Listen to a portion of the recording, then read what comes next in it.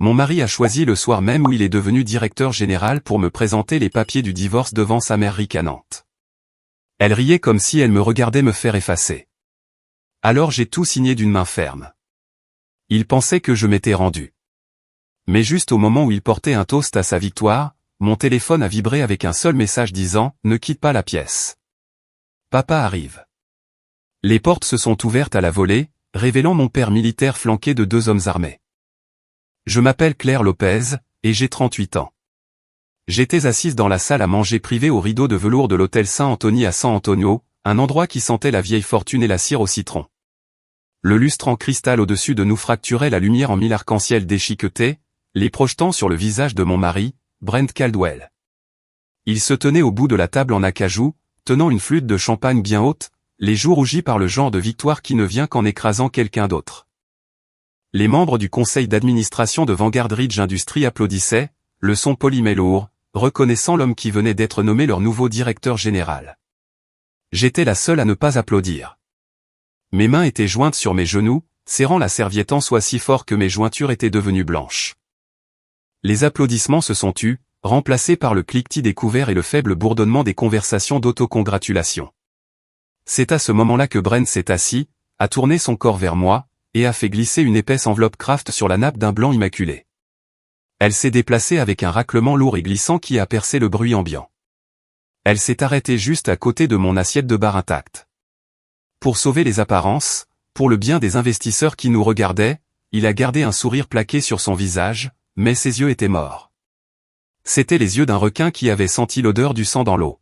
« Ouvre-la » a-t-il articulé, assez fort pour que les personnes de chaque côté de nous l'entendent, mais assez bas pour maintenir la façade de l'intimité. J'ai ouvert le fermoir. À l'intérieur se trouvait une pile de documents juridiques, encore chauds de l'imprimante. Le texte en gras en haut de la première page hurlait son intention, requête en dissolution de mariage. En dessous, il y avait un accord de règlement et un accord de non-divulgation. J'ai levé les yeux vers lui. Il me regardait avec une expression d'arrogance pure et sans mélange. Il avait choisi ce moment, le summum de sa carrière, pour jeter l'échelle qu'il avait utilisée pour grimper jusque-là. « Eh bien, vas-y, ma chérie » intervint Marilyn, ma belle-mère, de l'autre côté de la table. Sa voix était stridente, tranchant la pièce comme un couteau dentelé. Elle portait une robe qui coûtait plus cher que la pension annuelle de mon père, et elle portait sa cruauté avec tout autant de fierté. « Lis-le, à moins que les mots ne soient trop grands pour toi. » Quelques membres du conseil d'administration ont ri nerveusement, ne sachant pas s'il s'agissait d'une blague de famille ou d'une exécution publique. Marilyn a pris une gorgée de son vin, ses yeux brillants de malice. J'ai pris le document. Je n'avais pas besoin de lire chaque mot pour comprendre ce qui se passait. J'avais passé des années à analyser les risques et à lire les petits caractères de contrats bien plus complexes que cette mesquine tentative d'extorsion. J'ai parcouru les clauses clés. C'était un piège magnifiquement construit et vicieux. Les termes étaient insultants. Je recevrais la maison conjugale, une propriété tentaculaire au nord de la ville dont je savais pertinemment qu'elle était grevée jusqu'au cou de 3 hypothèques différentes. Ce n'était pas un actif. C'était un navire de dette en perdition. Il y avait un paiement forfaitaire de $50 000, présenté comme un généreux cadeau de départ, et une allocation mensuelle qui couvrirait à peine les impôts fonciers de la maison qu'il me refilait. Mais le vrai coup de massue était l'accord de non-divulgation. En échange de cette ruine financière, je devais accepter un silence à vie. Je ne pourrais jamais parler de Vanguard Ridge. Je ne pourrais jamais parler du mandat de Brent. Je ne pourrais jamais parler des irrégularités que j'avais vues au cours de la dernière décennie. Si je signais, j'acceptais d'être effacé. Vous voyez, c'est pour ça que les hommes doivent faire attention, annonça Marilyn à la table, sa voix retentissant maintenant. Elle me désigna avec sa fourchette. Vous donnez un peu d'accès à une femme et elle pense que l'endroit lui appartient. Les femmes devraient connaître leur place. Parfois, il faut leur rappeler où se trouve la porte. L'humiliation m'a submergé, chaude et piquante. Je pouvais sentir les yeux des personnalités importantes se planter en moi. Ils regardaient la femme du directeur général être dépouillée de sa dignité entre le plat principal et le dessert. Ils s'attendaient à des larmes. Ils s'attendaient à une scène. Ils s'attendaient à ce que je jette un verre de vin ou que je supplie leur pitié. Brent s'est penché, sa voix baissant jusqu'à un murmure. Signe, Claire. Fais-le maintenant et nous restons civilisés. Batte-toi contre moi, et je t'ensevelirai sous les frais de justice jusqu'à ce que tu vives dans ta voiture. Je l'ai regardé, je l'ai vraiment regardé. J'ai vu la faiblesse derrière le bluff. J'ai vu le besoin désespéré de validation que j'avais passé 18 ans à nourrir. Je n'ai pas pleuré. Je n'ai pas crié. J'ai fouillé dans mon sac à main et j'en ai sorti mon propre stylo. C'était un lourd stylo plume en argent que mon père m'avait offert pour mon diplôme universitaire. Je l'ai débouché. Le son de la plume qui grattait le papier était la seule chose que je pouvais entendre. Je suis allé à la dernière page du règlement. J'ai signé mon nom, Claire Lopez Caldwell. Je l'ai daté. Je suis passé à l'accord de non-divulgation. Je l'ai signé aussi. J'ai signé la renonciation au droit. J'ai signé le transfert de la maison criblée de dettes. J'ai signé chaque page d'une main ferme, tournant les feuilles avec un claquement rythmé. Le silence s'est fait dans la pièce. Ils étaient stupéfaits. Marilyn a même arrêté de mâcher. Brent a cligné des yeux, son expression suffisante vacillant une fraction de seconde avant de se recomposer en triomphe. Il pensait que j'étais brisé. Il pensait que je me roulais par terre et que je montrais mon ventre comme un chien effrayé. J'ai rebouché le stylo et l'ai remis dans mon sac. J'ai repoussé les papiers signés vers lui sur la table. Voilà, ai-je dit, ma voix calme et égale. Tout est à toi. Brent a arraché les papiers, vérifiant les signatures comme s'il ne pouvait pas croire à sa chance. Il a laissé échapper un souffle qu'il avait retenu. Bonne fille, a-t-il dit. Je me suis levé. La chaise a raclé le sol, un son dur qui a fait sursauter deux des investisseurs. J'ai lissé le devant de ma robe. Je vais aux toilettes, ai-je annoncé. Brent a fait un geste de la main dédaigneux, se tournant déjà vers l'homme à sa droite pour accepter une autre salve de félicitations. Il avait ce qu'il voulait. Je n'étais plus une personne pour lui, j'étais un détail qui avait été réglé. Je me suis penché, rapprochant mon visage de son oreille. L'odeur de son eau de Cologne coûteuse, un parfum que j'aimais autrefois, me donnait maintenant la nausée. Brent, ai-je murmuré. Il a légèrement tourné la tête, agacé par l'interruption. Quoi? Tu viens de signer pour toi-même la sentence la plus chère de ta vie. Je me suis reculé avant qu'il ne puisse comprendre les mots. Je me suis éloigné de la table, mes talons claquant sur le parquet, gardant le dos droit et la tête haute. Je pouvais sentir le regard de Marilyn me brûler un trou entre les omoplates, mais je n'ai pas regardé en arrière. Je suis sorti dans le couloir. Les lourdes portes doubles se sont fermées derrière moi, étouffant le son de la fête. Le couloir était vide, bordé de moquettes épaisses et d'appliques dorées. Le silence était soudain et écrasant. Je me suis appuyé contre le mur, laissant échapper une longue respiration tremblante. Mon cœur martelait mes côtes comme un oiseau piégé. Je l'avais fait. J'avais appâté le piège. Mais maintenant, j'étais seul, et le poids de ce à quoi je faisais face s'est abattu sur moi. J'étais une femme seule contre une société, contre une famille avec des millions de dollars et zéro morale. Mon téléphone a vibré dans ma pochette. Je l'ai cherché à tâtons, mes doigts tremblant légèrement. Je l'ai sorti. L'écran s'est allumé avec un nouveau message. Il provenait d'un numéro que je n'avais pas enregistré, mais je savais de qui il s'agissait. Je reconnaîtrais cette brièveté n'importe où. Ne quitte pas la pièce. Papa arrive. J'ai fixé l'écran. Les mots se sont brouillés une seconde. Papa. Il arrivait. J'ai regardé l'horodatage. Il avait été reçu il y a une minute. Un calme soudain et féroce s'est installé en moi. Le tremblement de mes mains s'est arrêté. La peur qui m'avait serré la gorge s'est évaporée, remplacée par une résolution froide et dure. Je n'étais pas seul, et je n'étais pas la victime ici. J'ai remis le téléphone dans mon sac. J'ai vérifié mon reflet dans un miroir du couloir. Mon rouge à lèvres était parfait. Mes yeux étaient clairs. Je me suis retourné. J'ai marché vers les portes doubles de la salle à manger privée. Je les ai poussées. La conversation à l'intérieur s'est calmée lorsque je suis rentré. Brent a levé les yeux, fronçant les sourcils. Il s'attendait à ce que je m'enfuis. Il s'attendait à ce que je m'échappe dans la nuit, honteuse et vaincue. Au lieu de cela, je suis retourné à la table. J'ai tiré ma chaise. Je me suis assise. J'ai pris mon verre de vin et j'ai bu une lente gorgée, regardant directement Marilyn par-dessus le bord. J'ai souri. Ce n'était pas un joli sourire. C'était le sourire de quelqu'un qui entend le tonnerre bien avant que quiconque ne voie l'éclair. Je me suis installé, j'ai lissé ma serviette sur mes genoux, et j'ai attendu que le deuxième acte commence. Je suis rentré seul à la maison dans le silence d'une voiture qui ressemblait plus à un tombeau qu'à un véhicule. Le moteur fredonnait un rythme bas et régulier qui contrastait avec le chaos que je venais de laisser derrière moi à l'hôtel. Mais mon pouls ne s'emballait pas. Je ne pleurais pas. Je n'ai pas serré le volant jusqu'à ce que mes jointures blanchissent, ni n'ai crié dans le vide. C'étaient les réactions d'une femme au cœur brisé. Je n'avais pas le cœur brisé. J'étais calculatrice. Quand je suis arrivé dans l'allée de la vaste maison coloniale du côté nord, la maison que Brent m'avait si gracieusement offerte avec ses hypothèques paralysantes, je n'ai pas allumé les lumières. J'ai traversé le hall d'entrée dans le noir, mes talons claquant sur le marbre avec un son qui résonnait comme un métronome. J'ai navigué dans l'espace de mémoire, contournant le salon où nous organisions les fêtes de Noël et la salle à manger où Marilyn avait critiqué mes arrangements de table pendant 15 ans. Je suis allé directement à la chambre principale, suis entré dans le dressing, et j'ai écarté une rangée de manteaux d'hiver que je ne porterai plus jamais. Derrière un faux panneau dans le mur, que Brent croyait n'être qu'un accès à la plomberie, se trouvait un lourd coffre-fort en acier. J'ai tourné le cadran. Gauche jusqu'à 32, droite jusqu'à 14, gauche jusqu'à 88. La serrure a basculé avec un clic lourd et satisfaisant. J'ai ouvert la porte et j'ai ignoré la boîte à bijoux contenant les boucles d'oreilles en diamant que Brent m'avait offerte après sa première liaison.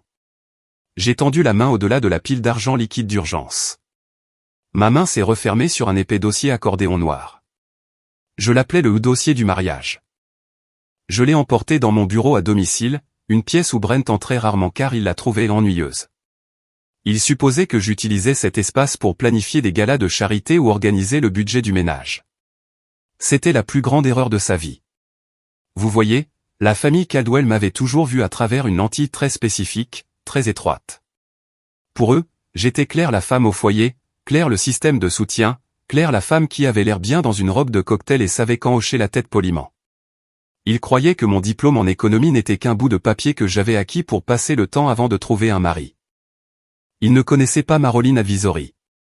Au cours des 7 dernières années, sous un nom de jeune fille et via un serveur distant crypté, j'avais travaillé comme analyste principal des risques pour Marilyn, un cabinet spécialisé dans l'audit jury comptable pour les sociétés en difficulté. Je ne comprenais pas seulement les chiffres. Je comprenais comment les gens les cachaient. Je passais mes journées à traquer le genre exact de pourriture que Brent essayait de couvrir avec de l'eau de Cologne et du charisme. Je me suis assise à mon bureau et j'ai allumé mon ordinateur portable. La lumière bleue a baigné le dossier noir alors que je l'ouvrais. À l'intérieur ne se trouvait pas une collection de lettres d'amour ou de photos. C'était un cimetière d'irrégularités financières. Je me méfiais de Brent depuis longtemps, mais pas pour les raisons qu'il pensait. Il pensait que j'étais jalouse de ses nuits tardives.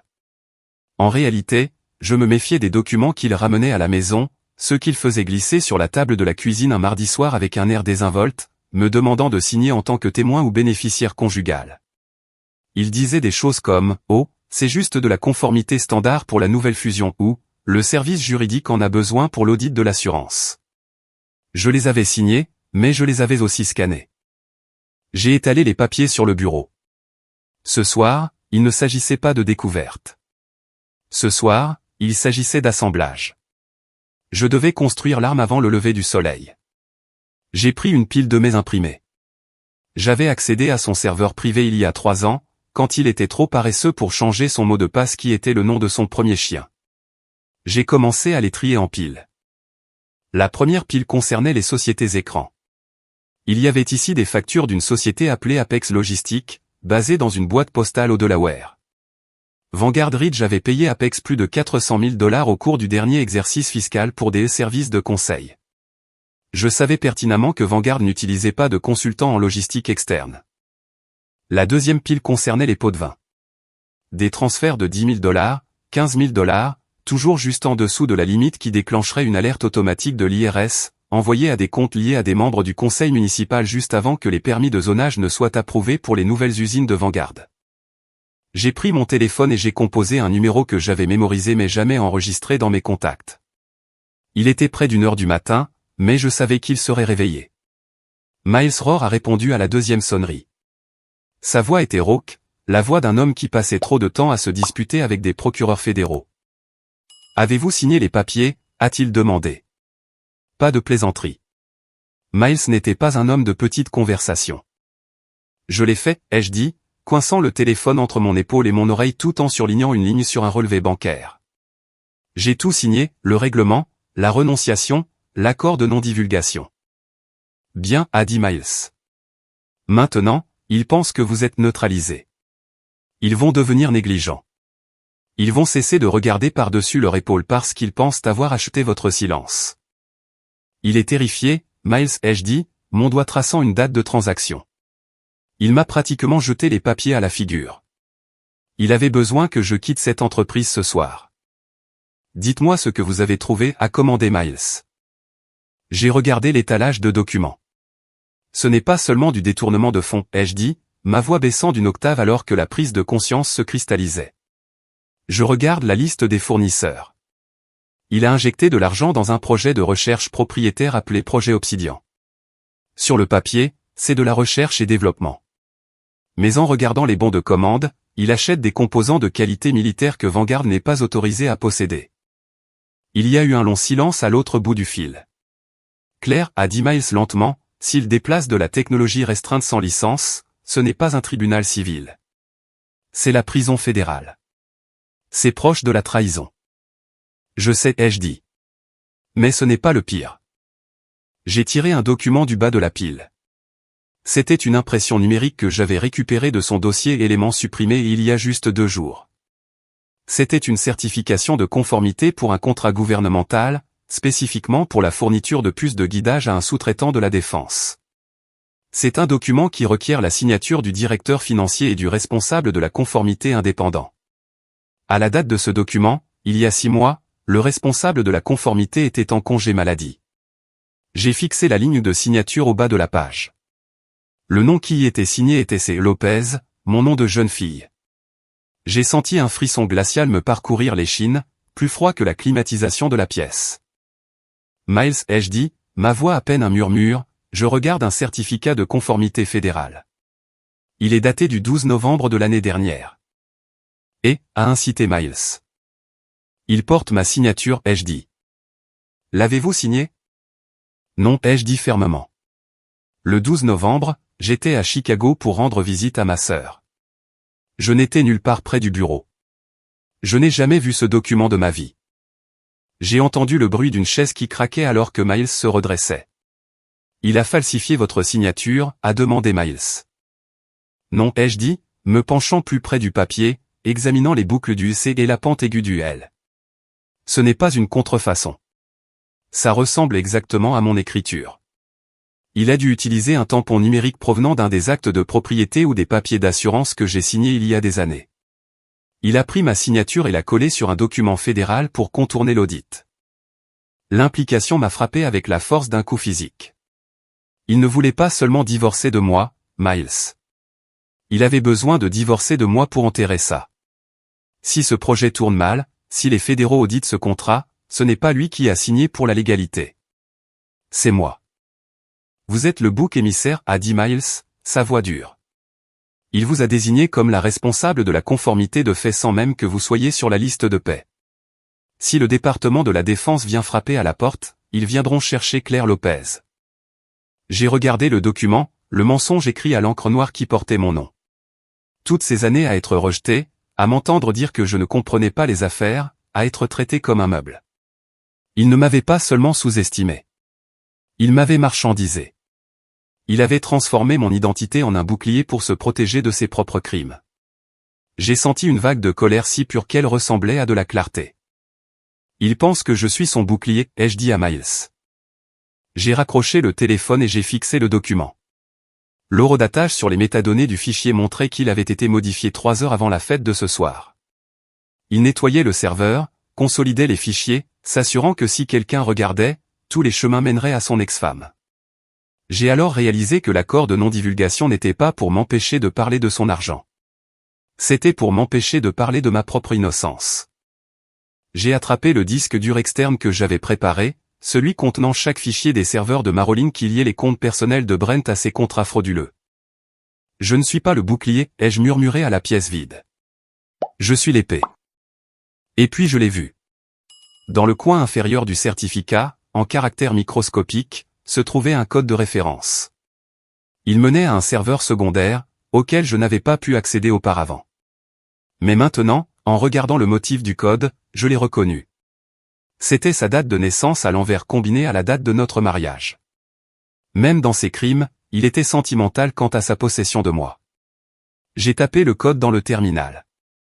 L'écran a clignoté, et un nouveau dossier s'est ouvert. Mon souffle s'est coupé dans ma gorge. Ce n'était pas juste un contrat. C'était une liste de pots de vin. Et tout en haut, autorisé par une signature qui ressemblait terriblement à la mienne, se trouvait un transfert de 2 millions de dollars vers un compte offshore aux îles Caïmans. Je l'avais. Je l'avais coincé. Mais je savais aussi que si j'agissais trop tôt, il prétendrait que j'étais une ex-femme amère qui fabriquait des preuves. Je devais attendre qu'il active la phase finale de son plan. J'ai fermé l'ordinateur portable. L'obscurité de la pièce est revenue en force. Mais je n'avais plus peur du noir. Je savais exactement ce qui s'y cachait. J'étais assise dans le fauteuil en cuir de mon bureau à domicile, le silence de la maison vide pressant contre mes oreilles. L'adrénaline de l'hôtel et la découverte de la signature falsifiée commençaient à se transformer en une pierre froide et lourde dans mon estomac. J'ai regardé la photo de mariage sur le coin du bureau.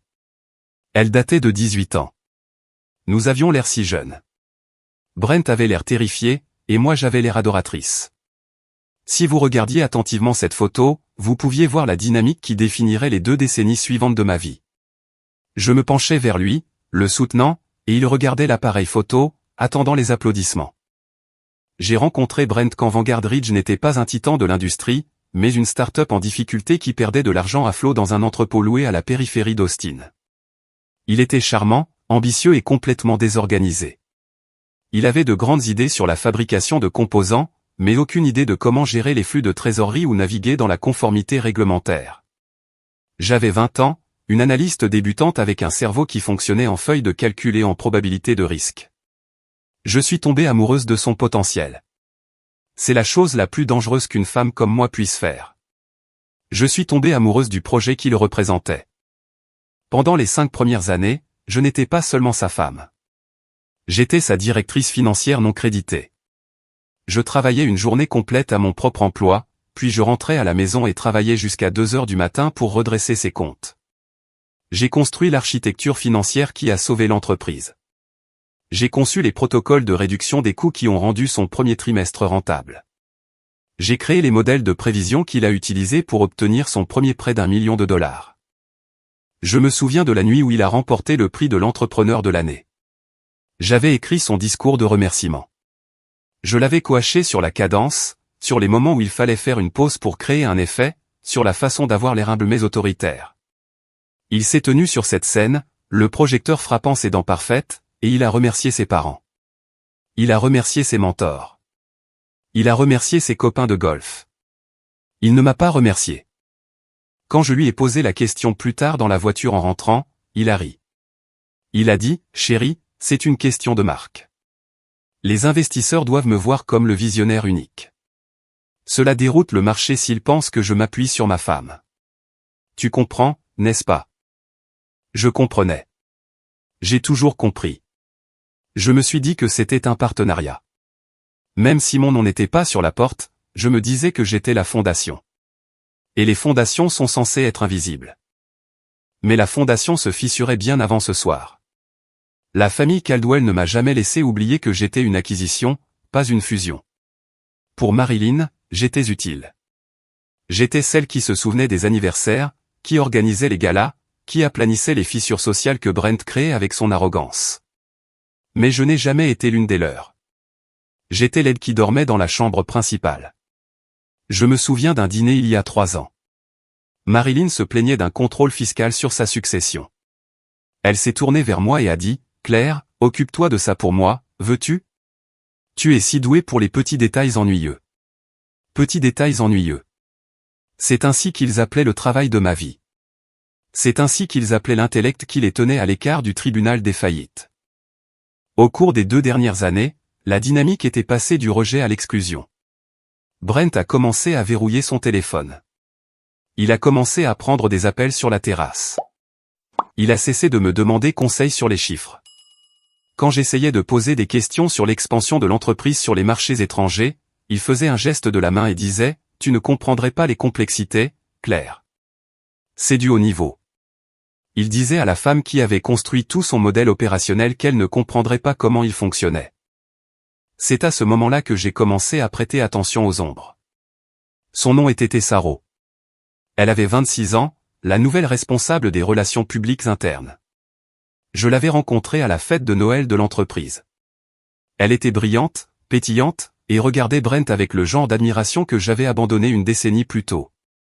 Elle était tout ce que je n'étais pas. Elle était la femme qui disait toujours oui. Elle était le public qu'il désirait ardemment.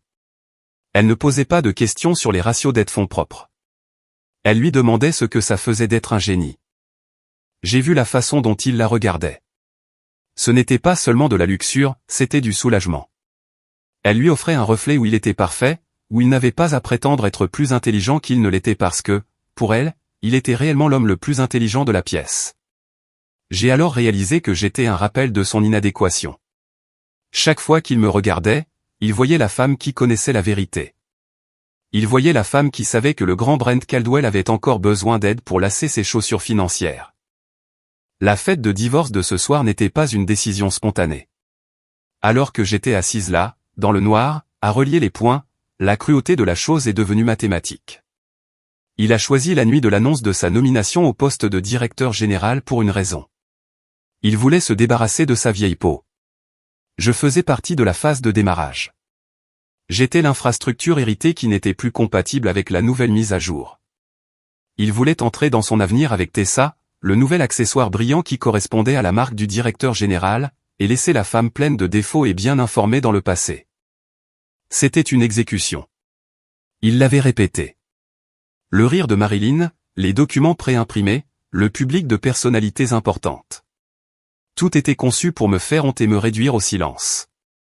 Il voulait m'écraser si complètement que je ramperais dans un trou et ne prononcerais plus jamais le nom de Vanguard Ridge. Il ne voulait pas seulement un divorce. Il voulait un effacement. Il voulait réécrire l'histoire pour que Brent Caldwell ait construit son empire seul, un dieu autodidacte parti de rien. J'étais une nuisance pour ce récit. Mais l'arrogance a une drôle de façon de rendre les gens aveugles. J'ai de nouveau regardé les documents étalés sur mon bureau. J'ai touché le papier où mon nom avait été falsifié. Dans leur hâte de me pousser dehors, dans leur désespoir de rationaliser leur récit, ils avaient commis une erreur fatale. Ils pensaient qu'ils se débarrassaient de moi. Mais en utilisant mon nom pour approuver leurs raccourcis illégaux, en utilisant mon identité pour couvrir leur fraude, ils s'étaient liés à moi plus étroitement que n'importe quel certificat de mariage ne l'aurait jamais pu. Brent voulait prétendre que je n'avais jamais existé. Il voulait prétendre qu'il avait tout fait lui-même, mais les papiers racontaient une autre histoire. Les papiers disaient que Claire Lopez était partout. J'ai pris un stylo rouge. J'ai encerclé la date sur le certificat de conformité falsifié. Puis j'ai encerclé la date sur le virement bancaire que j'avais trouvé plus tôt. Ils voulaient me supprimer. Mais l'ironie, c'est qu'ils avaient laissé leurs empreintes digitales partout dans ma vie. Et contrairement à eux, je savais lire le code. Je n'étais plus seulement une femme bafouée. J'étais l'archiviste de leur destruction. Et je ne faisais que commencer. Le matin après la fête, le monde extérieur était lumineux et inconscient. Mais à l'intérieur de mon bureau, les stores étaient baissés. L'air était épais du bourdonnement des ventilateurs de refroidissement de mes disques durs. Je n'avais pas dormi. Je fonctionnais à l'espresso et à une rage froide et concentrée qui aiguisait mon esprit mieux que n'importe quel stimulant. Miles Rohr n'a pas perdu de temps. À 8 heures du matin, il avait établi un pont crypté sécurisé entre mon ordinateur portable et les serveurs de Stonebridge Forensic. Stonebridge n'était pas le genre de cabinet que l'on trouve dans l'annuaire.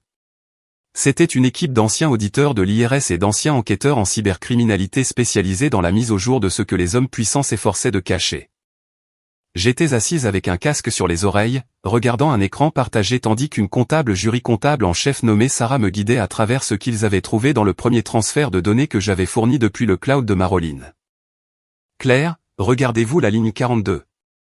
La voix de Sarah était nette, professionnelle et totalement dépourvue de pitié. C'est ainsi que j'ai su qu'elle était bonne. Je la regarde, ai-je dit, en zoomant sur le tableur. C'est un paiement à un fournisseur appelé Nordstar Logistique. Nous avons fait une vérification des antécédents de Nordstar, a dit Sarah. Elle n'existe pas. L'adresse indiquée est un terrain vague dans le Nevada. Le numéro d'identification fiscale appartient à un homme décédé de Floride.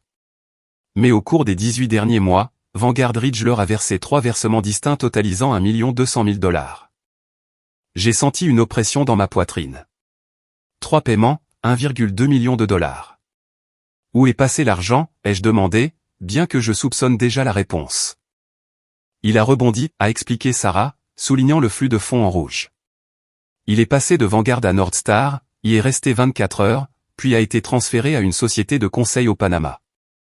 De là, il a été divisé en plus petits montants, 9 000 $ par-ci, 8 000 $ par-là, et injecté dans des fonds de stimulation pour les primes des dirigeants. J'ai fixé l'écran. C'était un système classique de transaction circulaire. Brent prenait l'argent de l'entreprise, le blanchissait par l'intermédiaire d'un fournisseur fantôme, et le ramenait pour se remplir les poches et celles de son cercle rapproché. C'était du vol, pur et simple. Mais ensuite, Sarah a affiché un nouveau document. C'est là que ça devient dangereux pour vous, Claire. Regardez l'autorisation pour le contrat Nordstar. J'ai regardé. C'était un formulaire d'approbation de fournisseur.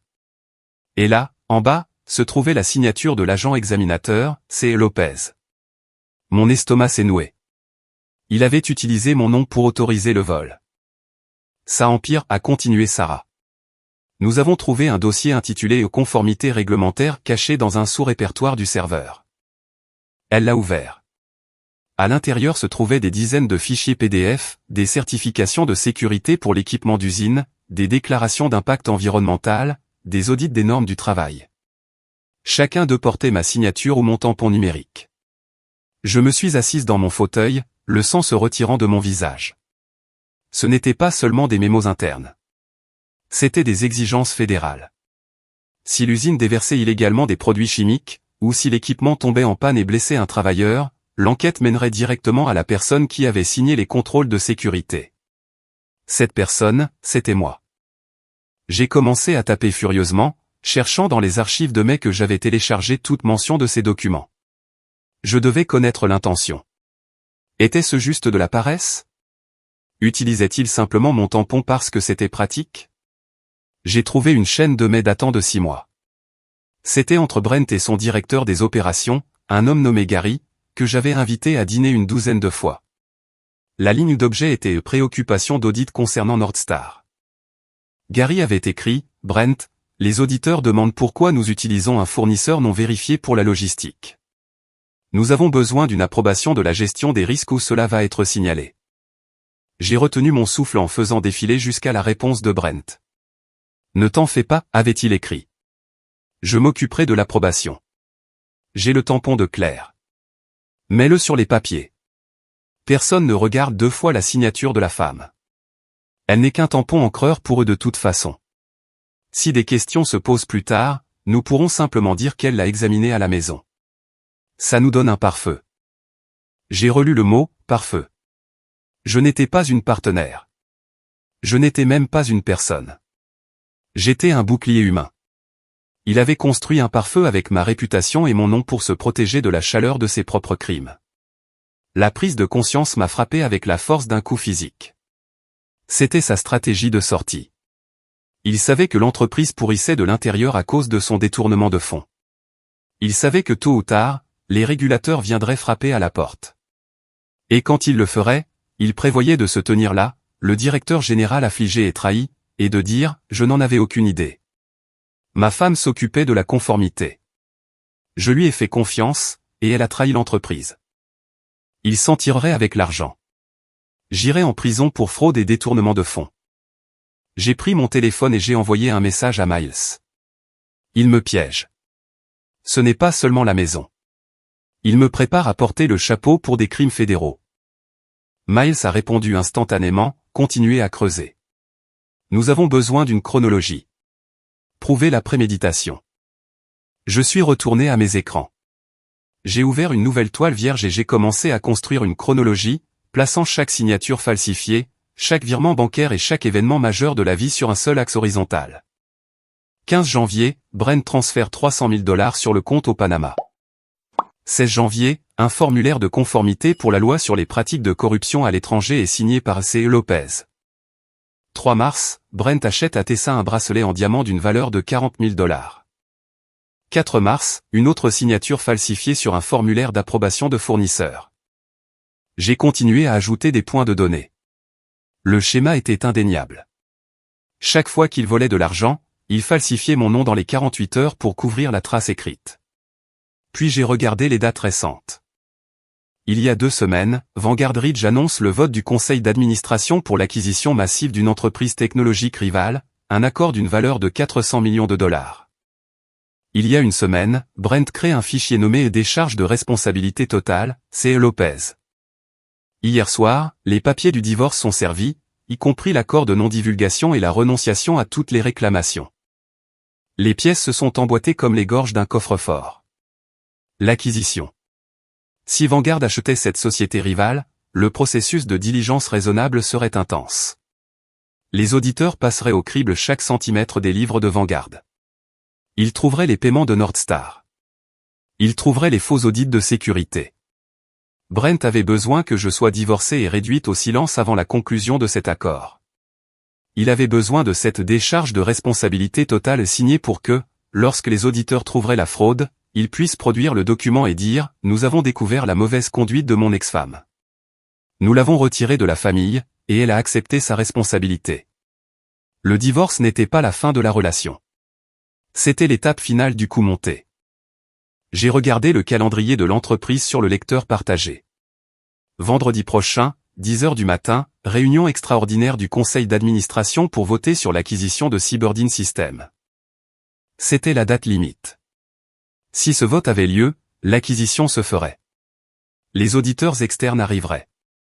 Ils trouveraient le désordre, et d'ici là, Brent aurait mes papiers de divorce signés dans une main et les documents de conformité falsifiés dans l'autre. Il fermerait le couvercle de mon cercueil et le clouerait. J'ai fixé la date. Vendredi prochain. J'avais 7 jours. 7 jours pour démanteler un mensonge qu'il avait passé 18 ans à construire. Mon téléphone a vibré. C'était une notification de l'équipe Stonebridge. Claire a tapé Sarah dans la boîte de discussion, vous devez voir ça. Nous venons de trouver l'ordre du jour de la réunion du conseil d'administration.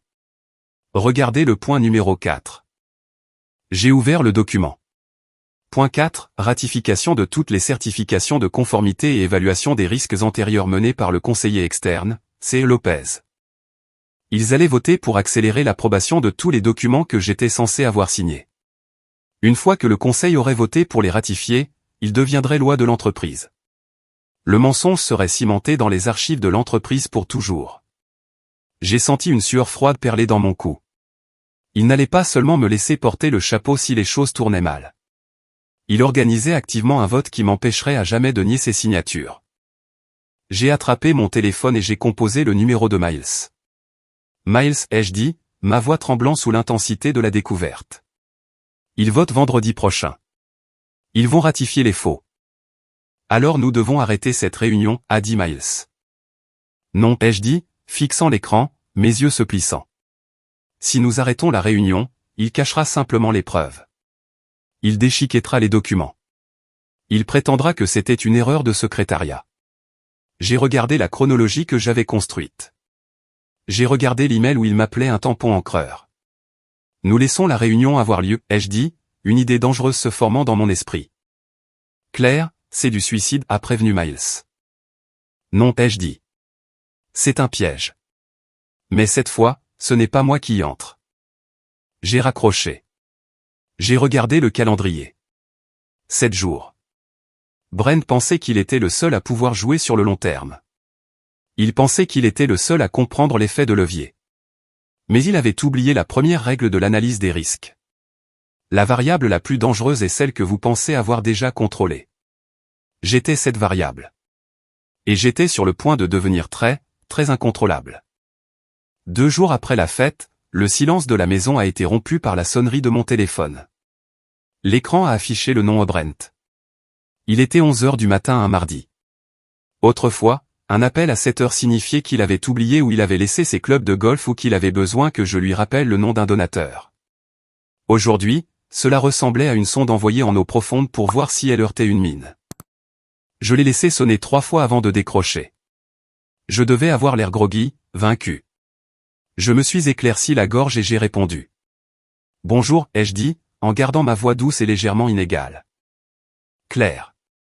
Sa voix était chaude, dégoulinant de cette préoccupation fabriquée qu'il utilisait avec les actionnaires lorsque les bénéfices étaient en baisse. Je voulais juste prendre de tes nouvelles. Je sais que l'autre soir a été intense. Je voulais m'assurer que tu tenais le coup. Il ne prenait pas de mes nouvelles. Il vérifiait son pare-feu. Je vais bien, Brent, ai-je dit, me penchant en arrière dans ma chaise de bureau. Mes yeux étaient fixés sur l'écran où la chronologie de Stonebridge Forensic brillait en haute définition. J'essaie juste de tout digérer. C'est beaucoup de choses à emballer, 18 ans en un week-end. Je sais, a-t-il dit, et je pouvais entendre le soulagement dans sa voix. Il pensait que je me morfondais. Écoute, j'ai remarqué une certaine activité sur le serveur cloud partagé. Juste quelques vieux fichiers consultés. J'ai supposé que c'était toi, juste en train de récupérer quelques photos personnelles. La voilà. La vraie question. Oh, ça, ai-je dit, en donnant à ma voix un ton dédaigneux. Oui, je cherchais les déclarations de revenus d'il y a 3 ans. Mon comptable a dit que j'en avais besoin pour calculer correctement les plus-values sur la maison que tu m'as donnée. Comme elle est très endettée, je dois m'assurer de ne pas me retrouver avec une facture que je ne peux pas payer. Il y a eu une pause. Je pouvais l'entendre calculer. Les déclarations de revenus étaient ennuyeuses. Les déclarations de revenus étaient sûres. Ce n'étaient pas des certificats de conformité secrets. D'accord, a-t-il dit. Eh bien, assure-toi de ne prendre que ce qui t'appartient, Claire. Nous ne voulons pas violer l'accord de non-divulgation en te laissant en possession de données exclusives de l'entreprise. Je n'y penserai même pas, ai-je menti. Je veux juste que ce soit fini, Brent. Je veux juste passer à autre chose. Bien, a-t-il dit. C'est bien. Tu es raisonnable. Il a raccroché. Il pensait s'être rassuré. Il pensait que la souris se tairait dans son coin. Il ne savait pas que la souris était en train de construire une guillotine. 1 heure plus tard, la sonnette a retenti. Ce n'était pas un son poli. C'était une pression longue et insistante qui exigeait l'attention. J'ai vérifié la caméra de sécurité. Marilyn. J'ai ouvert la porte. Ma belle-mère se tenait là dans un tailleur Chanel de couleur crème qui coûtait plus cher que ce que l'Américain moyen gagnait en 3 mois. Elle n'a pas attendu d'invitation. Elle est passée devant moi dans le hall, ses yeux balayant la maison comme si elle évaluait une propriété qu'elle avait l'intention de saisir.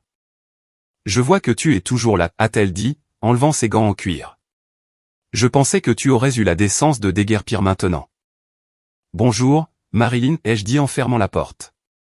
À quoi dois-je ce plaisir? Je suis venu m'assurer que tu comprennes la réalité de ta situation, a-t-elle dit en se tournant vers moi. Brent est trop mou. Il se sent coupable, mais pas moi. Elle est entrée dans le salon et a passé un doigt sur le manteau de la cheminée. Tu es une femme avide, Claire, a-t-elle craché. Tu as signé les papiers, mais je connais ton genre. Tu vas essayer de revenir pour en avoir plus. Tu vas essayer de lui soutirer une pension alimentaire ou de réclamer un droit caché. Je suis resté dans l'embrasure de la porte, mes mains jointes devant moi. J'ai activé l'enregistreur vocal de ma montre intelligente d'une tape subtile de mon index droit contre le cadran en verre. Marilyn, ai-je dit, en gardant mon ton parfaitement égal, j'ai tout signé. J'ai pris la maison avec la dette.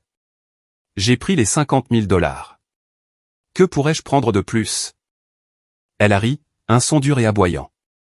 Tu penses que 50 000 $, c'est beaucoup? C'est de l'argent de poche. Tu n'as aucune idée de ce que Brent vaut maintenant, et tu ne le sauras jamais. C'est tout l'intérêt.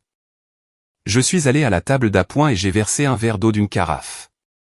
Je devais la faire parler. Je devais être précise. Je sais que l'entreprise se porte bien, ai-je dit en lui tendant le verre. Mais Brent dit que la plupart de sa richesse est immobilisée en actions. Il a dit que les liquidités étaient serrées. Elle a pris le verre et m'a regardé avec un mépris pur. Elle a mordu à l'hameçon si fort qu'elle a pratiquement avalé l'hameçon. Il te dit ça parce que tu es simple, a-t-elle ricané. Les actions sont pour le public. Tu penses vraiment que mon fils laisserait son avenir entre les mains du marché? S'il te plaît.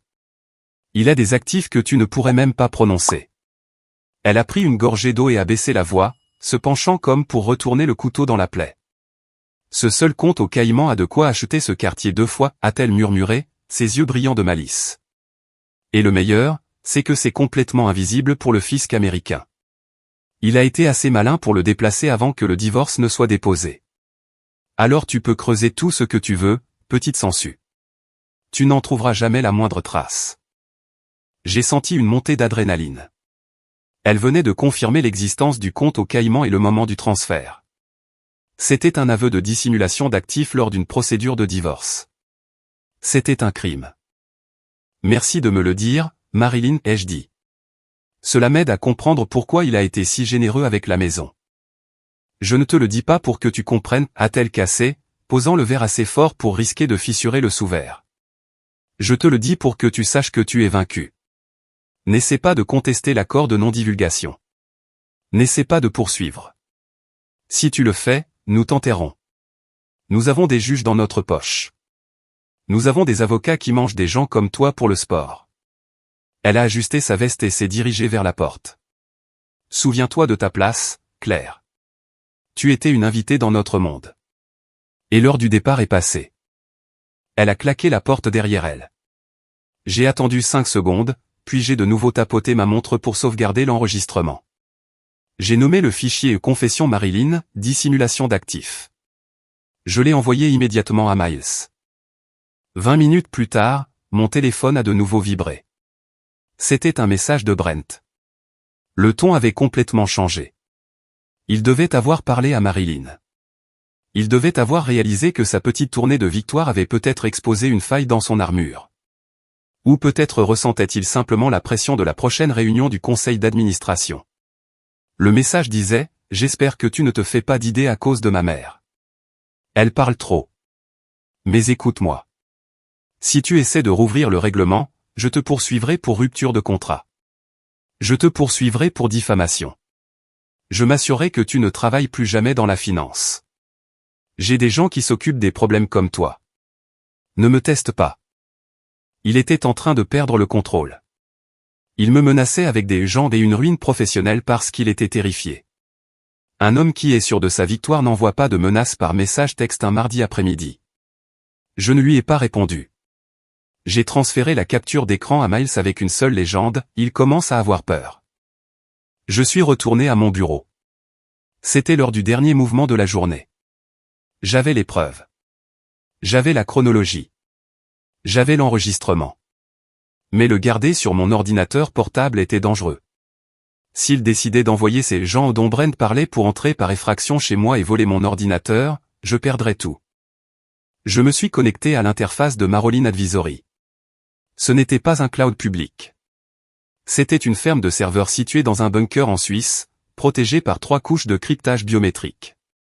C'était l'équivalent numérique d'un coffre-fort de banque. J'ai sélectionné le dossier intitulé Projet Caldwell.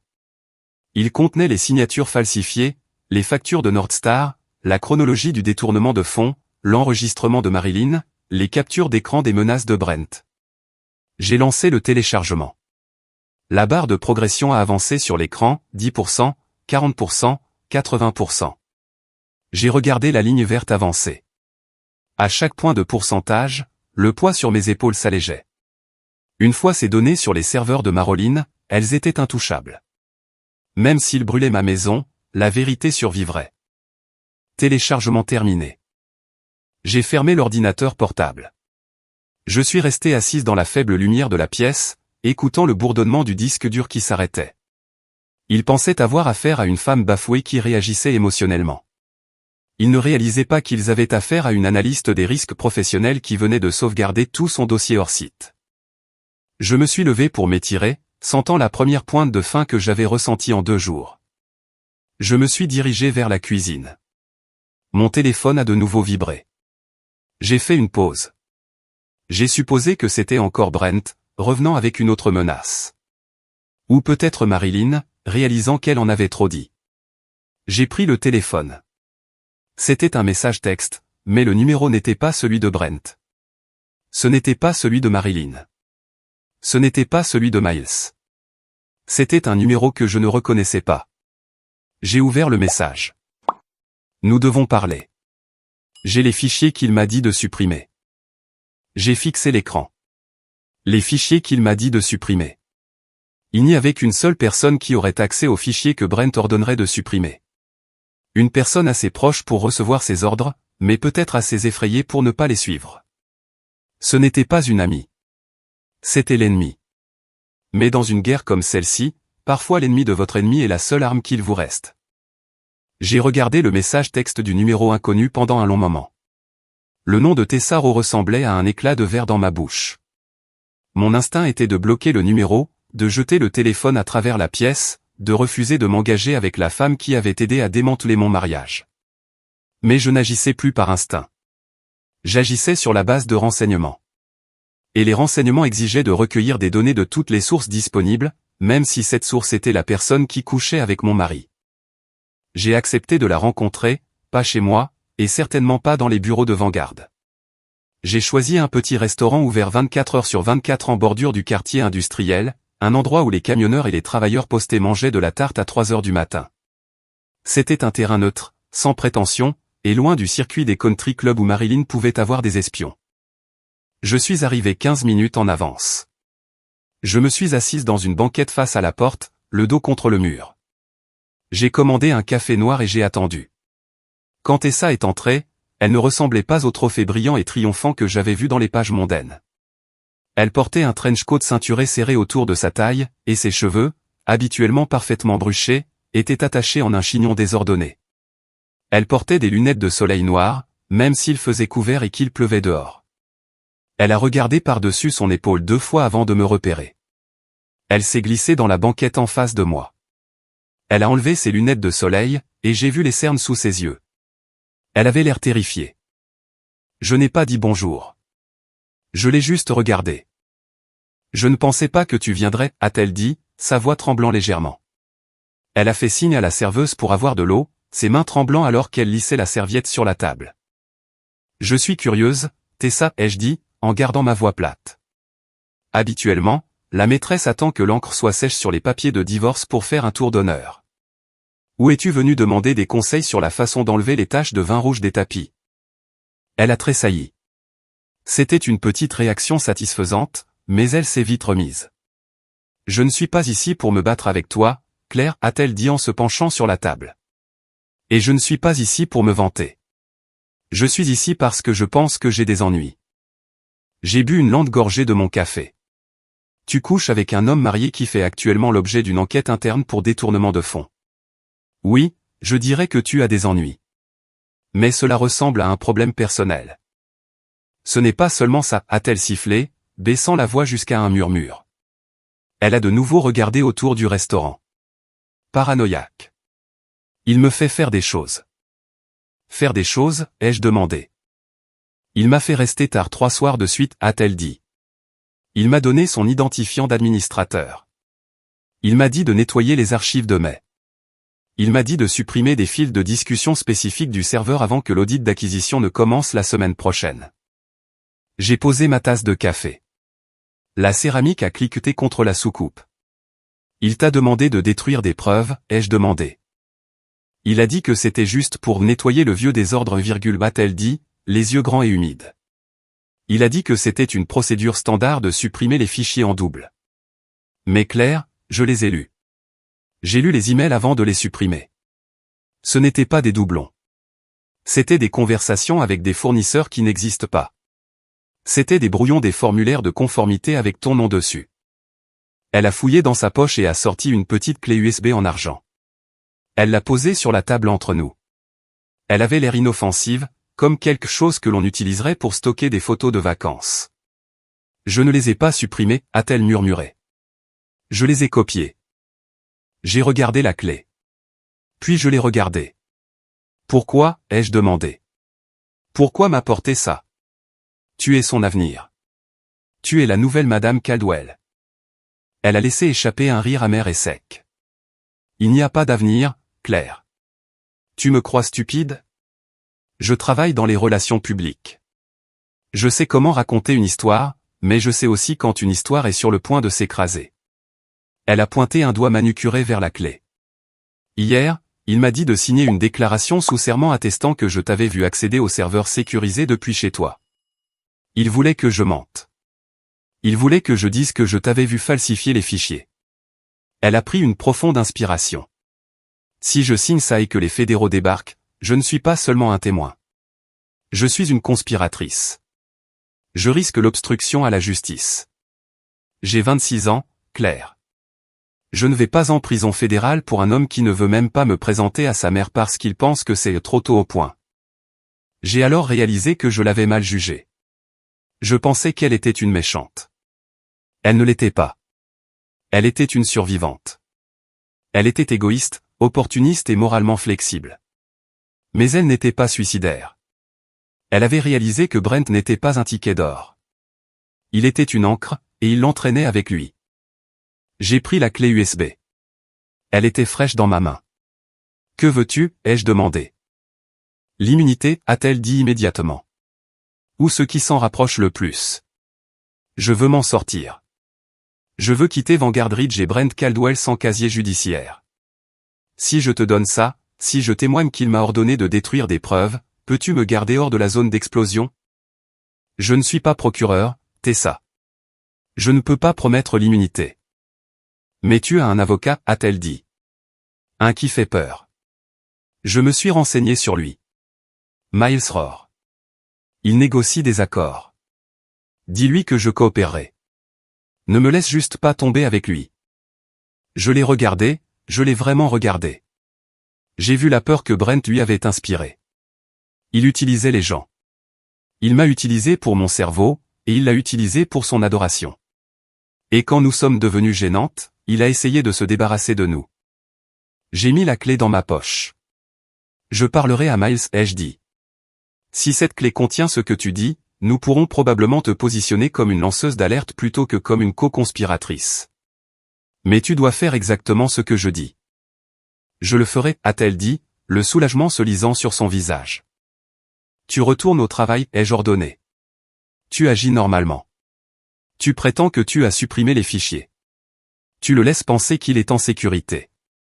S'il te demande de signer quoi que ce soit d'autre, tu dis que tu dois vérifier la formulation. Fais-le patienter, mais ne signe pas. Je me suis levé. Je ne l'ai pas remercié. Elle ne faisait pas ça pour moi. Elle le faisait pour sauver sa propre peau.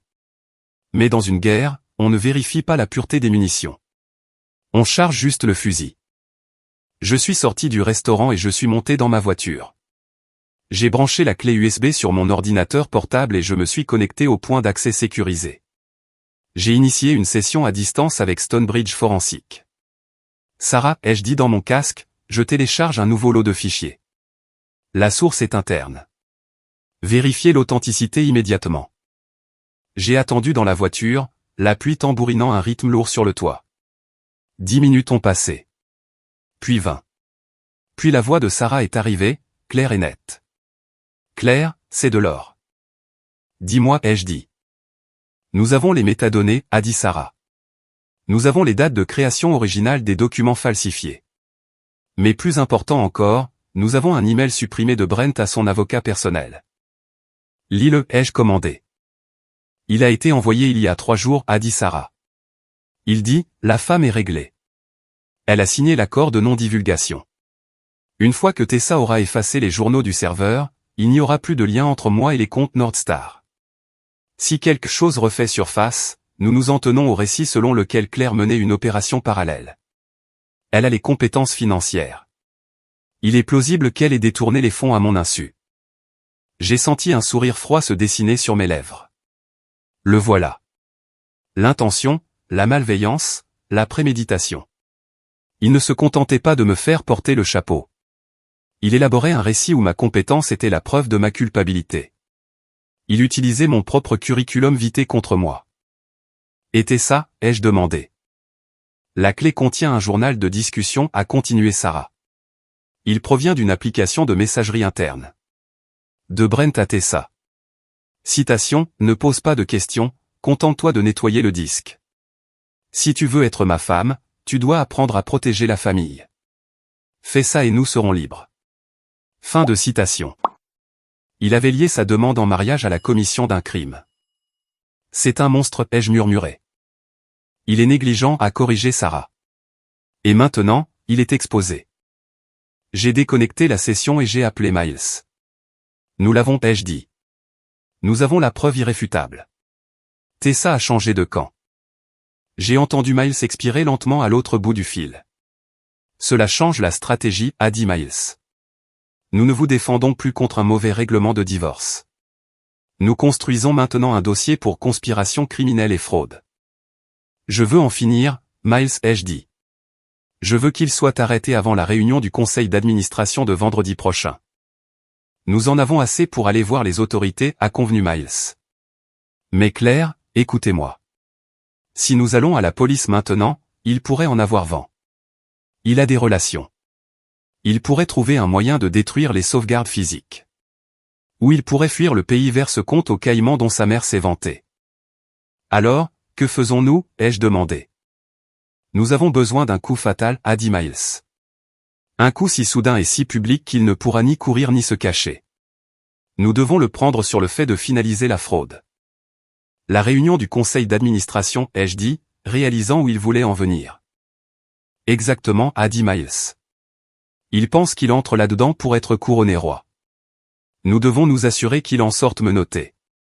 Mais pour cela, nous avons besoin d'une intervention fédérale. La police locale sera trop lente, et elle pourrait être intimidée par son influence. Nous avons besoin du genre d'artillerie lourde qui ne se soucie pas de la politique locale. Je suis restée silencieuse. Je savais exactement qui avait ce genre d'artillerie. J'avais passé 18 ans à essayer de prouver que je n'avais pas besoin de l'aide de mon père. J'avais épousé un homme spécifiquement parce qu'il était l'opposé de mon père militaire rigide. Je voulais construire quelque chose par moi-même. Mais ce que j'avais construit était un piège. Et maintenant, pour en sortir, j'avais besoin de la seule chose que j'avais fui. Miles, ai-je dit doucement, je sais qui appeler. Êtes-vous sûr, a demandé Miles.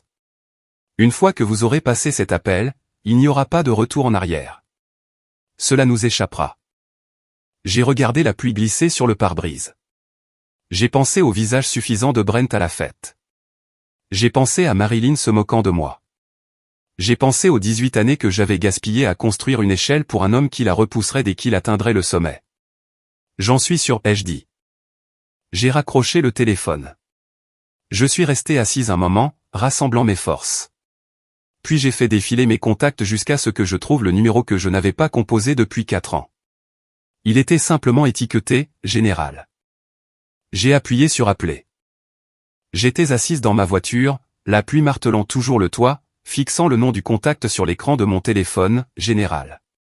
Ce n'était pas un surnom que je lui avais donné pour plaisanter. C'était ainsi que le monde l'appelait. Et à bien des égards, c'était ce qu'il était, même à la maison. Thomas Lopez, général 3 étoiles à la retraite, actuellement conseiller stratégique principal pour le Bureau fédéral de l'intégrité des contrats. Je ne lui avais pas parlé depuis 4 ans, pas depuis le dîner de Noël où il m'avait dit que Brent était un objet brillant sans aucune intégrité structurelle, et où je lui avais dit que j'en avais assez d'être traité comme un soldat dans son peloton plutôt que comme une fille. J'étais parti. J'avais passé les années suivantes à lui prouver qu'il avait tort, à prouver que je pouvais construire une vie sans son influence, sans ses relations, sans son ombre terrifiante planant sur moi. Mais maintenant, face aux preuves de la trahison de mon mari, j'ai réalisé l'amère vérité. Je ne lui avais pas prouvé qu'il avait tort, je lui avais prouvé qu'il avait raison. Brent n'avait aucune intégrité structurelle. Et maintenant, la structure s'effondrait sur moi. Je n'avais pas besoin d'un câlin. Je n'avais pas besoin d'argent. J'avais besoin de la seule chose que mon père possédait en abondance, l'autorité pour arrêter un train en marche. J'ai appuyé sur le bouton d'appel. Le téléphone a sonné 1 fois, 2 fois. Lopez a répondu une voix. Ce n'était pas une question. C'était une déclaration de présence. Sa voix était exactement comme je m'en souvenais, du gravier sur de l'acier, dépourvu de chaleur superflue mais vibrant d'une grande vivacité. Papa, ai-je dit. Ma voix était stable. Il m'avait appris que la panique était un luxe que la survie ne permettait pas, c'est clair. Il y a eu un silence à l'autre bout du fil, lourd et épais. Je pouvais entendre le faible grattement d'un stylo sur du papier. Puis ça s'est arrêté. Claire, a-t-il dit. Le ton n'a pas changé. Es-tu en sécurité? Physiquement, oui, ai-je dit. Légalement, je suis dans la zone de tir. Je n'ai pas perdu de temps en excuses ou en politesse. Je savais comment il traitait l'information. Il voulait le titre, puis les renseignements, puis la demande. Brent dirige un système de fraude via Vanguard Ridge impliquant des contrats de défense fédéraux, ai-je dit, parlant clairement et rapidement. Il détourne des fonds par l'intermédiaire de fournisseurs fantômes. Il a falsifié ma signature sur des certificats de conformité pour contourner les audits. Il se prépare à conclure une fusion vendredi prochain qui ratifiera ses faux. Il me prépare à porter le chapeau pour 18 mois de vol systématique. Le silence est revenu. Il a duré 10 secondes, puis 20. Je ne l'ai pas comblé. J'ai attendu. Le volume, a-t-il demandé. 1,2 million confirmé, ai-je répondu. L'exposition potentielle sur la nouvelle acquisition est de 400 millions. Et la signature? C'est un tampon numérique, ai-je dit. Mais il y a une trace de mail où il demande à son personnel de l'utiliser sans mon consentement. Il appelle ça un pare-feu. J'ai entendu une vive expiration. C'était le seul signe de colère qu'il se permettait. Tu es le pare-feu, a-t-il dit. Ce n'était pas une question. Oui. As-tu les preuves, a-t-il demandé. Pas des soupçons, pas des oui-dire. As-tu des données solides qui tiennent devant un tribunal fédéral? J'ai les journaux du serveur de Marilyn, ai-je dit. J'ai les virements bancaires. J'ai un enregistrement de sa mère admettant des actifs dissimulés. Et depuis 30 minutes, j'ai une clé USB de sa maîtresse contenant des ordres directs de détruire des preuves de non-conformité fédérale. Envoie-le, a-t-il commandé. Canal sécurisé. Tu te souviens encore de la clé de cryptage que je t'ai donnée? Je ne l'ai jamais oubliée, ai-je dit. Envoie le résumé. Je suis au bureau. Je vais y jeter un œil maintenant. Il n'a pas raccroché. Il a posé le téléphone sur son bureau. Je pouvais entendre le bruit d'un clavier. J'ai ouvert mon ordinateur portable, l'ai connecté à mon téléphone et j'ai initié le transfert vers sa Dropbox privée et sécurisée. Envoyé, ai-je dit. Pendant 5 minutes, le seul son sur la ligne était le bourdonnement de la climatisation de son bureau et le clic occasionnel d'une souris. J'étais assise dans la voiture sombre, mon cœur battant à un rythme lent et lourd. C'était le point de non-retour. Une fois que Thomas Lopez verrait cela, ce ne serait plus un différend familial. Ce serait une opération fédérale. Finalement, sa voix est revenue sur la ligne. Elle était plus froide maintenant, létale. La fille, a-t-il dit. Ro. C'est le témoin. Elle a peur, ai-je dit.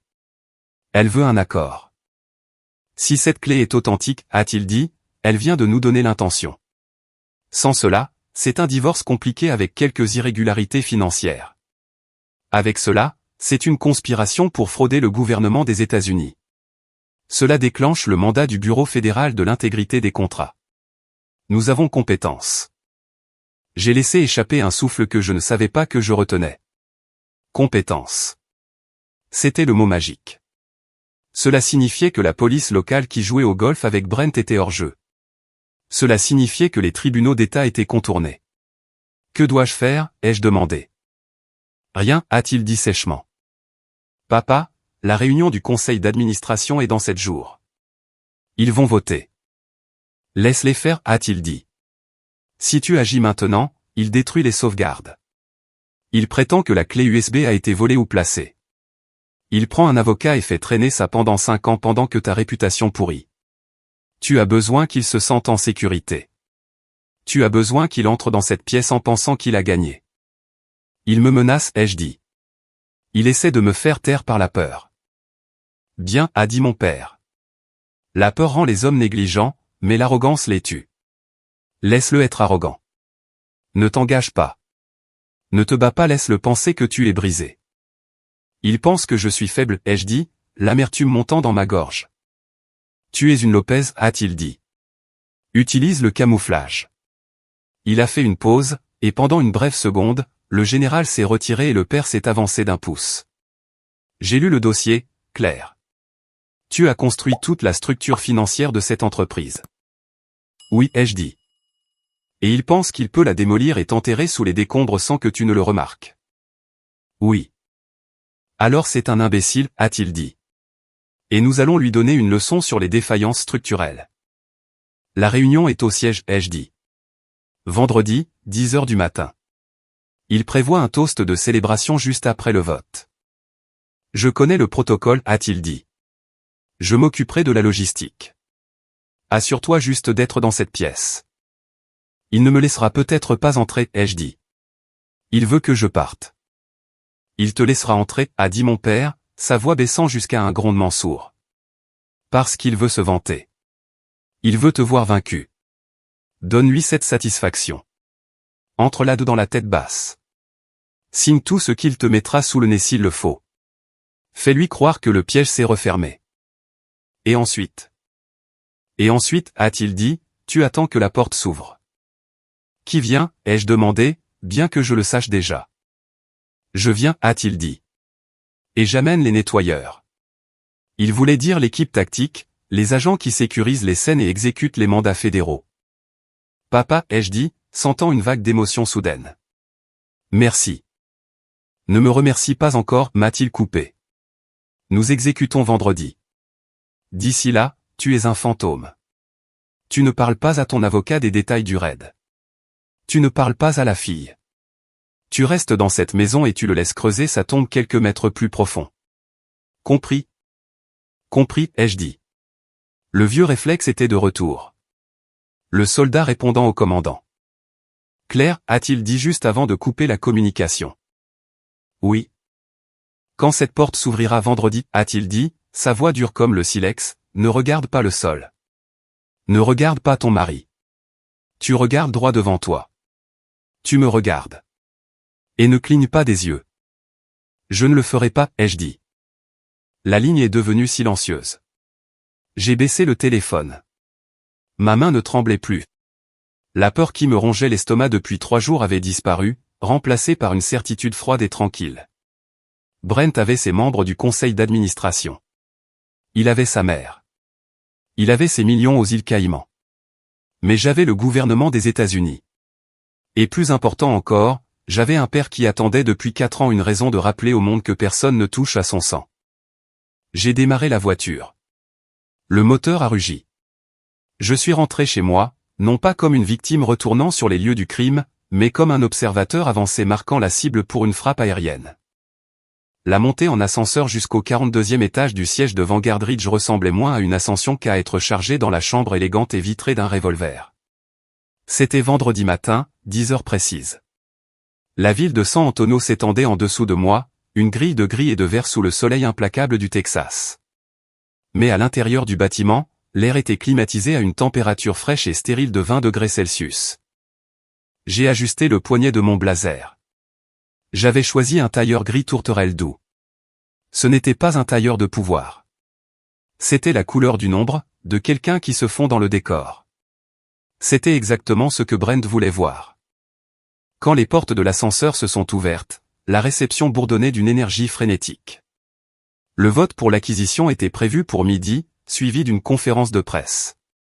Des employés couraient dans tous les sens avec des casques, transportant des plateaux de traiteurs et des piles de dossiers de presse. Mais je n'ai pas été conduite à la salle de conseil principale. L'assistante personnelle de Brent, une jeune femme qui me regardait avec un mélange de pitié et de curiosité, m'a guidé vers l'antichambre de la direction. « Monsieur Caldwell vous attend dans le salon privé », a-t-elle dit doucement. Je suis entré. La pièce était vaste, dominée par une longue table en teck importée et une vue qui coûtait plus cher que la pension de mon père. Brent se tenait près de la fenêtre, ajustant sa cravate dans le reflet de la vitre. Il s'est retourné en entrant, affichant un sourire qui n'atteignait pas tout à fait ses yeux. « Claire », a-t-il dit, s'approchant les bras légèrement ouverts comme s'il accueillait une vieille partenaire d'affaires plutôt que la femme qu'il fraudait activement. « Merci d'être venu. Je sais que c'est peu orthodoxe, mais l'équipe juridique a insisté. » Il n'était pas seul. Marilyn était assise dans un fauteuil en cuir dans le coin, ressemblant à une reine régente présidant une exécution. Elle portait une robe rouge sang qui jurait violemment avec les tons neutres de la pièce. Ne prétendons pas que c'est une visite de courtoisie, Brent, a dit Marilyn, sa voix coupant court à sa performance. Elle s'est levée et s'est dirigée vers la table, ses talons s'enfonçant dans la moquette épaisse. Fais-lui signer le papier pour qu'elle puisse partir. Les membres du conseil d'administration arrivent dans 20 minutes. Nous n'avons pas besoin de l'encombrement de ton passé qui traîne. Brent a soupiré, me lançant un regard d'excuse étudié. Tu sais comment est mère, a-t-il dit doucement. Mais elle a raison sur le timing. Nous devons faire place nette avant le vote. Il m'a fait signe de m'asseoir. J'ai pris le siège en face de lui. J'ai gardé mes mains sur mes genoux, les joignant pour les empêcher de trembler. Pas de peur, mais de l'effort pur de réprimer la rage qui bouillait dans mes veines. Qu'est-ce que c'est, ai-je demandé, ma voix basse. Je pensais avoir tout signé à la fête. Juste une formalité, a dit Brent, faisant glisser un seul document sur le bois poli. C'est un addendum, une confirmation de la renonciation que tu as signée. J'ai regardé le document. Il était intitulé « Déclaration sous serment de renonciation volontaire et de ratification des actes passés ». J'ai lu le premier paragraphe. Ce n'était pas seulement une renonciation. C'était une confession générale. En signant ceci, je déclarais que j'avais une connaissance complète et un contrôle indépendant sur toutes les questions de conformité au cours des 5 dernières années et que je transférais volontairement toute autorité à l'équipe de direction actuelle. C'était le dernier clou. Si je signais ceci, j'assumais rétroactivement la responsabilité de chaque document falsifié, de chaque faux audit de sécurité et de chaque transfert illégal. Je lui tendais une confession signée qu'il pourrait montrer au FBI s'il venait un jour frapper à la porte. Je vois, ai-je dit. Tu veux que je confirme que je me retire des projets que j'ai lancés? Brent a hoché la tête, se penchant en avant, ses yeux rivés sur les miens. Il a sorti le charme, la voix qu'il utilisait pour conclure des affaires. C'est pour ton propre bien, Claire. Cela te sépare complètement. Si l'entreprise se développe, si nous prenons des risques, tu n'es pas responsable. Je fais ça pour te protéger. Je veux que tu aies une ardoise propre. Il mentait si facilement que c'en était presque impressionnant. Marilyn a reniflé sur le côté. La protéger? Tu es trop gentil, Brent. Elle devrait être reconnaissante que nous ne la facturions pas pour les années qu'elle a passées à profiter de toi. Elle m'a regardé, ses yeux se plissant. Signe, Claire. Signe et disparaît. Va trouver un gentil petit comptable à épouser. Laisse la construction d'empire aux adultes. J'ai regardé le stylo que Brent avait placé à côté du papier. C'était un mont blanc, lourd et noir.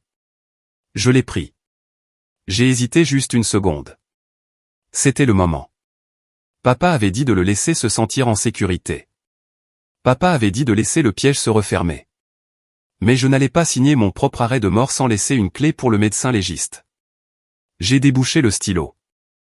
Je vais signer, ai-je dit doucement. Brent a expiré, ses épaules s'affaissant de 5 centimètres. Excellent. J'ai tourné la page. Je n'ai pas seulement signé en bas. J'ai paraffé le coin inférieur droit de la première page. Puis j'ai paraffé la deuxième page. Pour un œil non averti, pour Brent et Marilyn, j'étais juste minutieuse. J'étais la petite femme ennuyeuse et soucieuse des détails qu'ils méprisaient. Mais je ne faisais pas que paraffer. J'ajoutais une petite barre verticale presque invisible après la date sur chaque page. C'était une notation que Miles et moi utilisions depuis des années dans nos brouillons internes pour indiquer contenu en cours de révision ou signature contestée. Ce n'était pas une annulation légale du document, mais pour un expert en documents, cela créerait un motif. Cela prouverait que j'avais lu les pages et les avais marquées d'une manière spécifique qui contredisait l'idée d'un accord aveugle et heureux. J'ai atteint la dernière ligne de signature. Brent regardait la pointe du stylo comme un faucon. Marilyn tapait du pied avec impatience. J'ai écrit mon nom, Claire Lopez Caldwell. J'ai terminé la signature avec une fioriture, tapant le stylo avec un clic sonore qui a résonné dans la pièce silencieuse. J'ai repoussé le document sur la table. Voilà, ai-je dit. Tu es libre de moi. Brent a saisi le papier. Il a parcouru la signature, s'assurant qu'elle était lisible. Un large et lent sourire s'est étendu sur son visage. Il ressemblait à un homme qui venait d'échapper à la mort et de gagner à la loterie dans le même après-midi. Il s'est levé, serrant le papier contre sa poitrine. Merci, Claire, a-t-il dit. Il s'est dirigé vers le bar et a versé 2 verres de scotch. Il n'en a pas versé un pour moi. Il a levé son verre vers Marilyn. À l'avenir, a-t-il dit. À l'avenir, a répondu Marilyn, faisant teinter son verre contre le sien. Elle s'est tournée vers moi, un sourire cruel étirant ses lèvres. Adieu au passé. Brent m'a regardé, ses yeux brillants d'arrogance. Tu sais, Claire, a-t-il dit, sa voix dégoulinant de condescendance, j'apprécie vraiment cela. Tu as été utile au début. Tu as été un bon tremplin. Mais certaines personnes sont faites pour le rez-de-chaussée, et d'autres pour le penthouse. Marilyn a ri. C'était un son aigu et perçant qui me râpait les oreilles. Oh, Brent, ne sois pas si sentimental, a-t-elle ricané. Elle n'était que laide, et maintenant nous avons enfin sorti les poubelles. Ils se sont tenus là, riant ensemble, la mère et le fils qui croyaient posséder le monde. Ils étaient ivres de leur propre pouvoir, complètement inconscients du fait que le papier que Brent tenait n'était pas un bouclier, mais une balise de repérage. Je suis restée assise là, silencieuse, les regardant. Je n'ai pas bougé. Je ne me suis pas levée pour partir. Brent a remarqué mon immobilité. Il a baissé son verre, un froncement de sourcils plissant son front. Tu peux y aller maintenant, Claire, a-t-il dit, faisant un geste de la main vers la porte. Le spectacle est terminé. Je l'ai regardé. J'ai regardé Marilyn. Et pour la première fois depuis des mois, j'ai permis à un sourire sincère de se dessiner sur mon visage. Non, Brent, ai-je dit, ma voix stable et assez forte pour couper court à leur rire. Le spectacle ne fait que commencer. Il a ouvert la bouche pour parler, pour demander ce que je voulais dire. Mais les mots ne sont jamais sortis. Derrière moi, les lourdes portes doubles du salon privé ne se sont pas seulement ouvertes. Elles ont été projetées avec une telle force que les poignées ont heurté les murs avec un son semblable à un coup de feu. Le rire dans la pièce est mort instantanément. Brent s'est figé, son verre à mi-chemin de sa bouche. Marilyn s'est retournée, son visage se tordant de choc. Je ne me suis pas retourné. Je n'en avais pas besoin. Je savais exactement qui se tenait dans l'embrasure de la porte. J'ai gardé les yeux fixés sur le visage de Brent, regardant la couleur se retirer de sa peau, le rendant d'un gris pâle et maladif.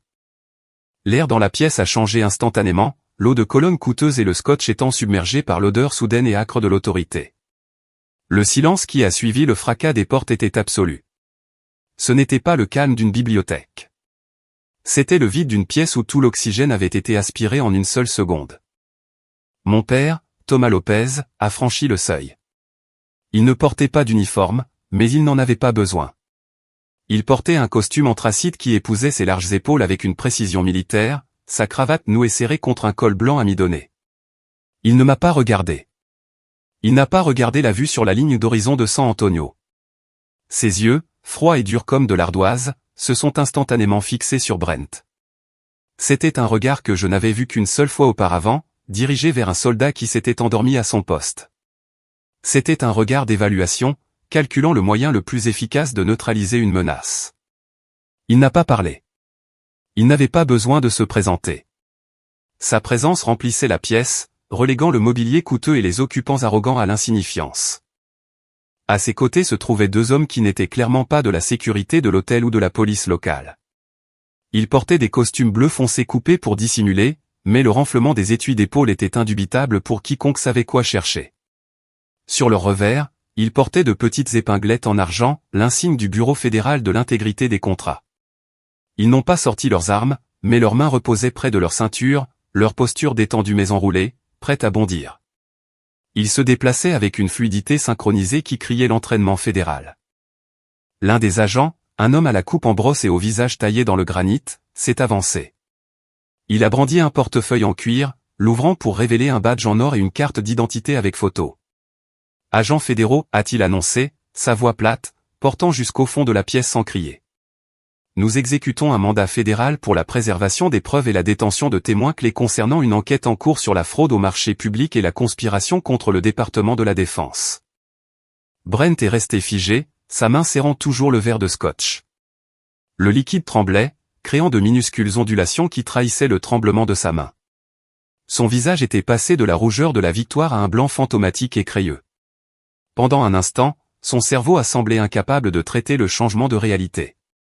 Il a regardé les agents, puis moi, puis mon père, sa bouche s'ouvrant et se fermant comme un poisson sur un quai.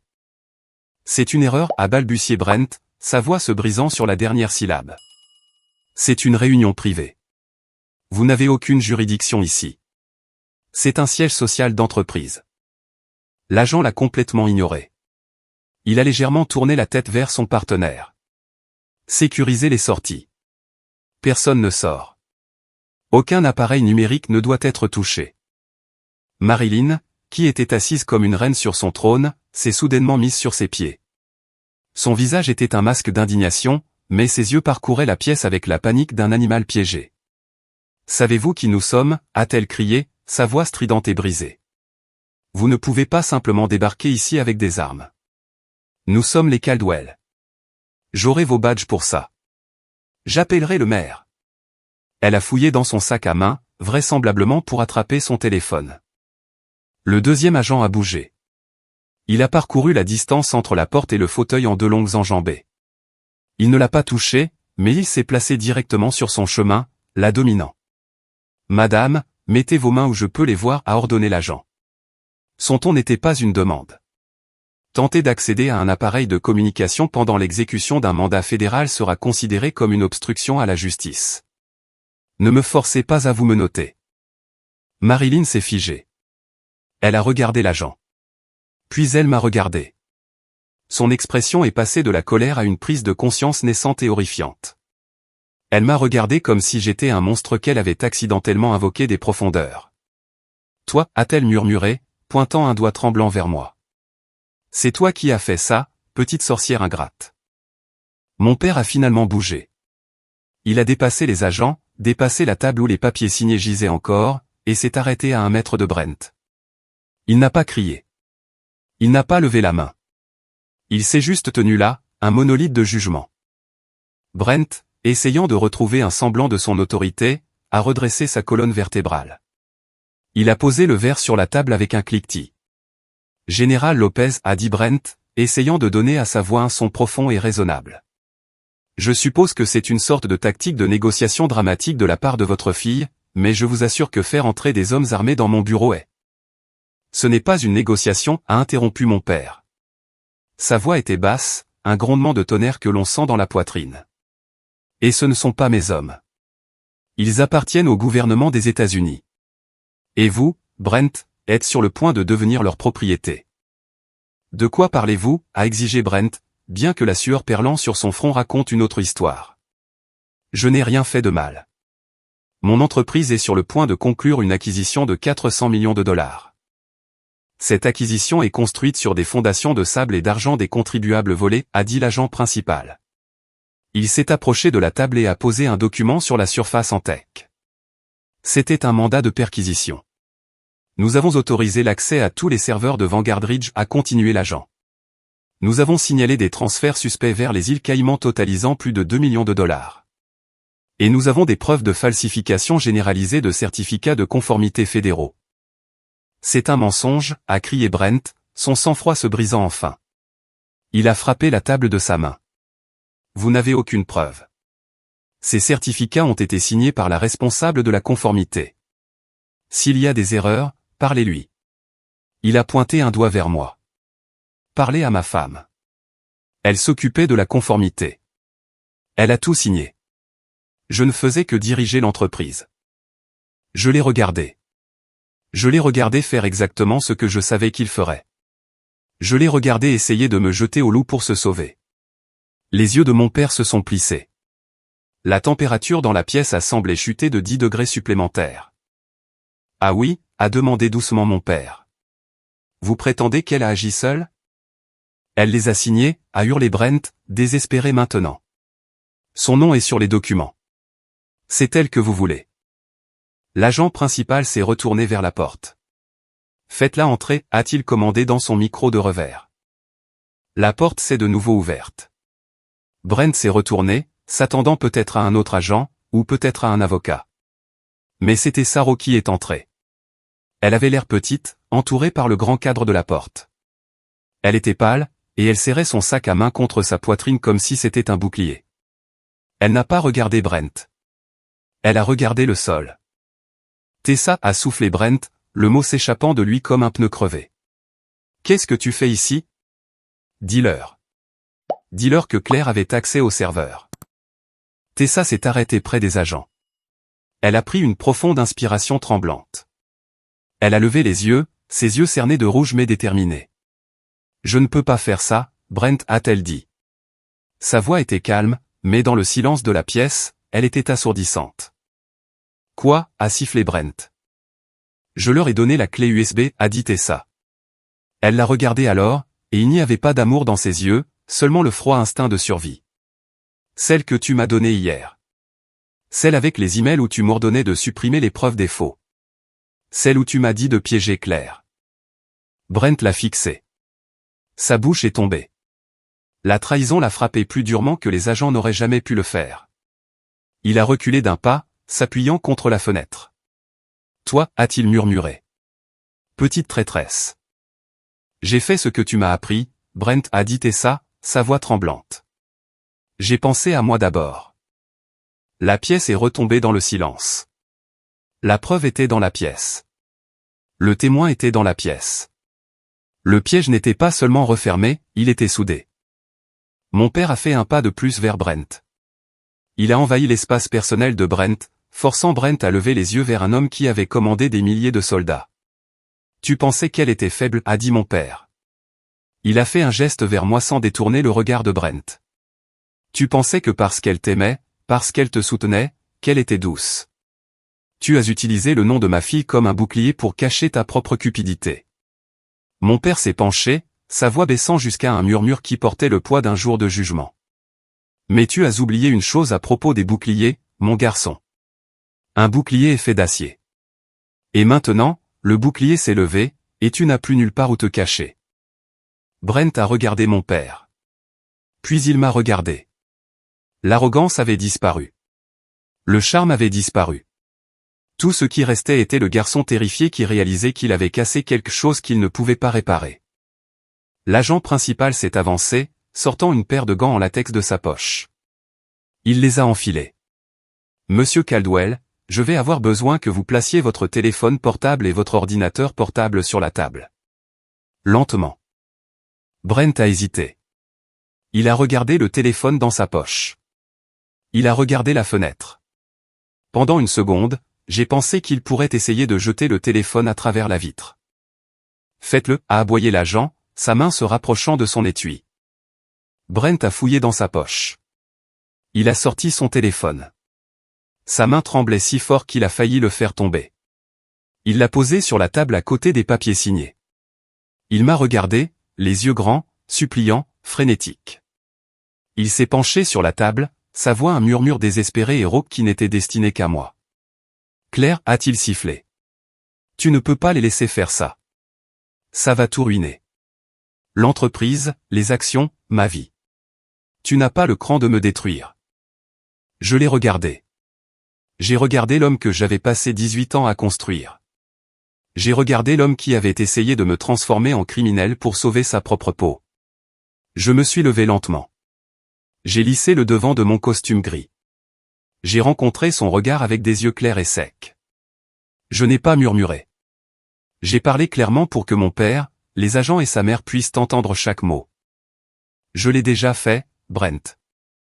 Je lui ai tourné le dos et j'ai marché vers mon père. Je n'ai pas regardé en arrière alors que l'agent s'approchait pour lui lire ses droits. Les 48 heures qui ont suivi le raid sur Vanguard Ridge ont été un flou de chaos organisé, du genre que l'on ne voit généralement que dans les films catastrophes. Mais pour moi, ce furent les 2 jours les plus ordonnés de ma vie car, pour la première fois, le chaos n'était pas à moi de le gérer. Il appartenait entièrement à Brent. Pendant que Brent était traité au centre de détention fédéral, le conseil d'administration de Vanguard Ridge a tenu une session d'urgence. Ce fut impitoyable. Sans Brent pour les charmer, et avec la menace d'une mise en accusation fédérale planant sur le cours de l'action, ils se sont retournés contre lui avec la vitesse de loups affamés. Ils ont voté à l'unanimité pour mettre fin à son emploi pour faute grave, le privant de son indemnité de départ et de ses options sur action. L'équipe d'experts de Stonebridge avait remis ses conclusions au conseil. Les administrateurs sont restés assis dans un silence stupéfait en examinant les documents que j'avais marqués. Chaque signature falsifiée, chaque faux certificat de conformité et chaque fonds détourné que j'avais signalé dans ma chronologie était corroboré par les serveurs saisis. Je n'étais pas seulement la lanceuse d'alerte, j'avais effectivement fait leur audit interne pour eux. Mon avocat, Miles, ne s'est pas reposé. Il a déposé une requête d'urgence auprès du tribunal des affaires familiales, soumettant le mandat fédéral et la déclaration sous serment de Tessa comme preuve que l'accord de divorce que j'avais signé avait été obtenu par fraude, coercition et dissimulation criminelle d'actifs. Marilyn a essayé de me coincer à l'extérieur de la salle d'audience juste avant l'audience d'urgence. Elle avait l'air plus petite qu'il y a 2 jours. Son tailleur Chanel était froissé, et le venin dans ses yeux avait été remplacé par une panique désespérée et négociatrice. « Claire, attends » a-t-elle dit, tendant la main pour saisir mon bras. Je me suis vivement dégagé. « Ne me touche pas, Marilyn » ai-je dit. « Écoute-moi » a-t-elle sifflé, regardant autour d'elle pour voir si quelqu'un regardait. « Nous pouvons arranger ça. Je peux te donner de l'argent, du vrai argent. J'ai accès à une fiducie que les fédéraux ne connaissent pas encore. Je peux te virer 500 000 $ aujourd'hui. Dis juste au juge que tu t'es trompé. Dis-leur que tu as signé les papiers de ton plein gré. » Je l'ai regardée avec une pitié sincère. Elle pensait toujours que c'était une question d'argent. Elle pensait toujours que tout pouvait être acheté. « C'est fini, Marilyn » ai-je dit. « Pense au nom de la famille » a-t-elle plaidé. « Pense à ce que cela va nous faire. Je doublerai la somme. 1 million de $. J'ai fouillé dans mon sac et j'ai sorti mon téléphone. J'ai navigué jusqu'au mémo vocal que j'avais enregistré dans mon salon, celui où elle admettait les comptes aux Caïmans et se moquait de moi pour ma simplicité. J'ai appuyé sur lecture. Sa propre voix, stridente et arrogante, a résonné dans le couloir. Il a des actifs que tu ne pourrais même pas prononcer complètement invisibles pour le fisc américain. Le visage de Marilyn est devenu de la couleur de la vieille cendre. Elle a cessé de respirer pendant une seconde. Si tu m'approches à nouveau, ai-je dit en me penchant près d'elle, je ferai écouter le reste de cette bande à l'IRS. Je pense qu'il serait très intéressé par ta définition de l'invisible au point. Elle a reculé, sa bouche s'ouvrant et se fermant sans mot avant de se retourner et de fuir dans le couloir. À l'intérieur de la salle d'audience, l'atmosphère était électrique. Ce n'était plus une audience de divorce standard. C'était la dissection d'un escroc. La juge, une femme sévère avec des lunettes perchées sur le bout de son nez, a feuilleté les requêtes déposées par Miles. Elle a regardé les preuves des sociétés écrans. Elle a regardé la chronologie des paiements de Nordstar. Puis est venue la dernière révélation, celle que même moi je n'avais pas entièrement anticipée jusqu'à ce que Miles la déterre ce matin-là. Monsieur Caldwell, la juge s'est adressée à la chaise vide de Brent, représentée uniquement par son avocat de la défense visiblement en sueur. Il semble que la maison conjugale, qui a été généreusement offerte à Madame Lopez dans le règlement, a une deuxième hypothèque dessus. J'ai cligné des yeux. Je connaissais la première hypothèque. Je ne savais pas qu'il y en avait une deuxième. Selon ces dossiers, a poursuivi la juge, sa voix glaciale, Monsieur Caldwell a contracté une ligne de crédit sur valeur domiciliaire contre la propriété il y a 3 semaines pour la somme de 400 000 $. Il a ensuite transféré ses fonds sur un compte uniquement à son nom. Il a essentiellement vidé la valeur de la maison, a donné la dette à sa femme et a gardé l'argent. Un murmure a parcouru les quelques spectateurs dans la salle. C'était si mesquin, si vindicativement cupide que cela a choqué même le sténographe judiciaire chevronné. Il n'avait pas seulement voulu me laisser sans rien. Il avait voulu me laisser dans le négatif. Il avait voulu me noyer dans les dettes pendant qu'il s'éloignait sur mon argent. C'est de la mauvaise foi, pure et simple, a statué la juge en frappant son marteau. La décision est tombée comme un coup de masse. Le règlement initial a été annulé immédiatement. La juge a ordonné une comptabilité juricomptable complète de tous les biens matrimoniaux, y compris les comptes aux Caïmans. Elle a gelé les actifs personnels restants de Brent pour s'assurer que je reçoive ma juste part.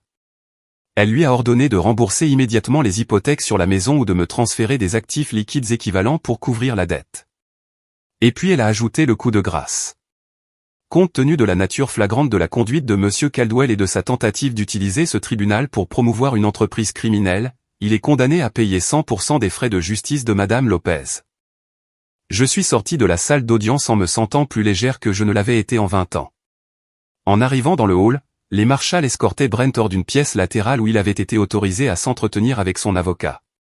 Il portait maintenant une combinaison orange, les menottes à ses poignets cliquetant doucement. Il avait l'air hagard. L'éclat du Golden Boy avait disparu, effacé par les dures lumières fluorescentes de la réalité. Il s'est arrêté quand il m'a vu. Le marshal a tiré sur son bras, mais il a planté ses pieds. Claire, a-t-il dit. Sa voix était rauque. Je me suis arrêté. Je ne lui devais rien, mais je voulais qu'il me voie une dernière fois. Tu m'as ruiné, a-t-il murmuré, secouant la tête avec incrédulité. J'ai construit un empire. Je t'ai donné une vie. Et tu as tout réduit en cendres. Tu m'as détruit. Je l'ai regardé dans les yeux. Je ne ressentais plus de colère. Je ne ressentais pas de tristesse. Je ressentais juste un profond sentiment de clarté. Non, Brent, ai-je dit, ma voix stable et calme. Je ne t'ai pas détruit.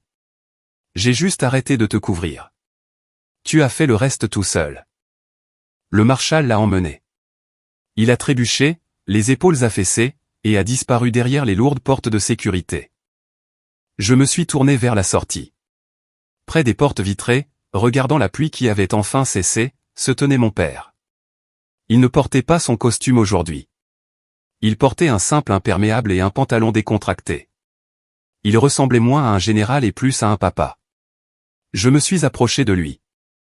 Dans un film, ce serait le moment où nous nous serrerions dans les bras, pleurerions et résoudrions 4 ans d'éloignement avec un montage. Mais nous étions des Lopez. Nous ne faisions pas de montage. Il m'a regardé. Il a vu la façon dont je me tenais, le dos droit, le menton levé. Il a vu que je ne m'étais pas effondré sous la pression. Tu t'es bien débrouillé là-dedans, a-t-il dit. Merci, papa, ai-je répondu. Il a hésité un instant, puis a tendu la main et a posé une main lourde et chaude sur mon épaule. Il l'a serré fermement une fois. Tu as gardé ton sang-froid, a-t-il dit. C'est la partie la plus difficile. C'était le plus grand compliment qu'il pouvait faire. Il m'a ouvert la porte et nous sommes sortis sur les marches du palais de justice. L'orage était passé, et l'air sentait le pavé mouillé et l'ozone. C'était frais. C'était propre. J'ai pris une profonde inspiration, remplissant mes poumons avec cet air. Pendant 18 ans, je m'étais faite petite pour que Brent puisse se sentir grand. J'avais fait taire ma propre voix pour que la sienne puisse résonner. J'avais caché mon intelligence pour qu'il ne se sente pas menacé. Mais en descendant ces marches, le soleil perçant à travers les nuages, j'ai réalisé que je n'avais plus à me rabaisser. Le monde était assez grand pour moi, tel que j'étais. Merci beaucoup d'avoir écouté mon histoire. J'espère vraiment que vous avez apprécié de voir la justice rendue autant que j'ai apprécié de la vivre. J'adorerais savoir d'où vous nous écoutez, alors s'il vous plaît, laissez un commentaire ci-dessous avec votre pays ou votre ville. Voyons jusqu'où cette histoire voyage. Et si vous voulez entendre plus d'histoires sur le retour du karma, veuillez vous abonner à la chaîne Olivia Revenge Stories, aimer cette vidéo, et appuyer sur le bouton de notification pour aider cette histoire à atteindre encore plus de personnes. Votre soutien compte énormément pour moi.